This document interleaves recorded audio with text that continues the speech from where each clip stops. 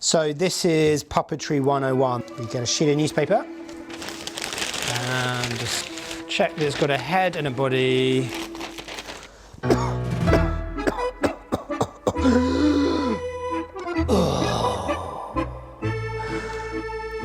I believe any object can be a puppet. The sheet of newspaper doesn't have any weight to it. The puppeteer will make it look either heavy or light through the way it's manipulated. The thing that brings it to life is your imagination, that this thing has a life to it.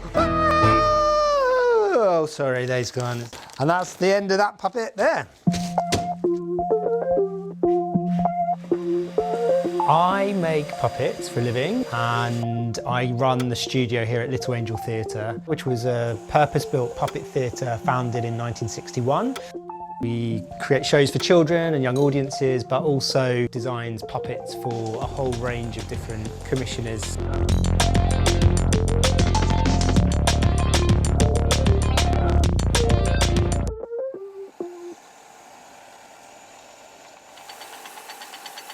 I enjoy that process of going from solid block of wood into something that has the potential to be your lead character.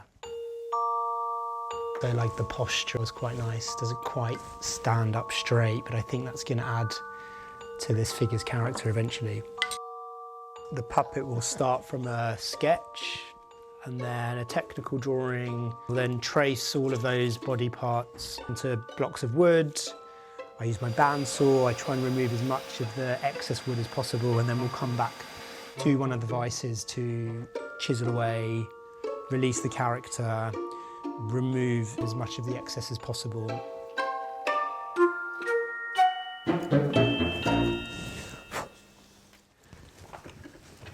I've lost count of the number of puppets that I've made in the last 15 or 20 years. This is Prince Charming, and he is a tabletop puppet, all being controlled by my thumb. He's got this amazing ostrich feather hair, which has got lovely movement and just brings something that's essentially carved from wood and foam to life. You can become very attached to this little person that you've just made. This is my version of the classic character Mr. Punch. He just always looks like he's up to no good, doesn't he? He's got a funny side eye as well, so he's actually always looking at the person to his left. What do you think this puppet's thinking right now? I think this puppet's incredibly tired. It's a bit shy maybe, isn't quite used to the camera.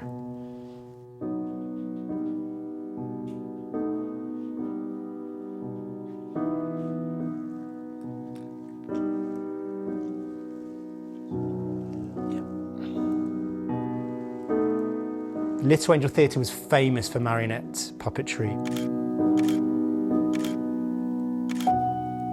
The marionette puppet is an endangered craft.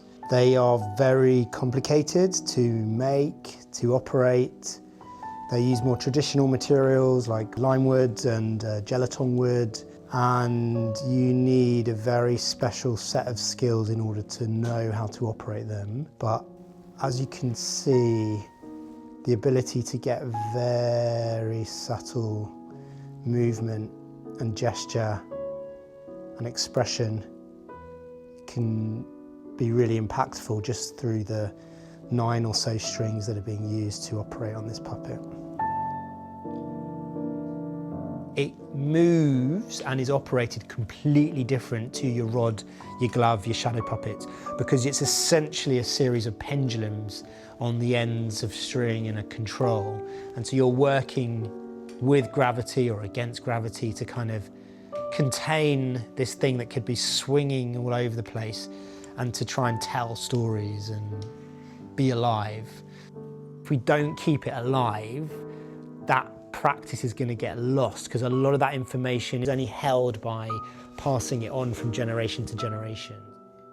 So we are beginning to try and raise awareness that this craft needs more people to come in to keep the practice alive and bring in a younger generation of people to kind of like give it a go and introduce it to audiences who may never have seen that form of puppetry live on a stage. There we go. He's had enough for the day, I think. Have you got any advice that you'd give to any young people starting out? Unfortunately, there aren't many places you can train in this art form.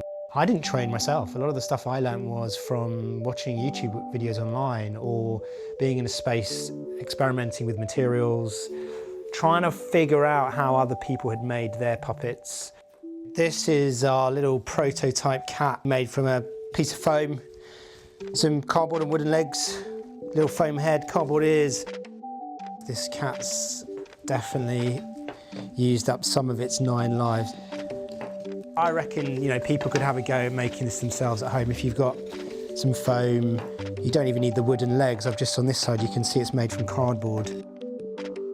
I can't bear to throw it out because it just reminds me of the magic of what you can do with really, really simple materials.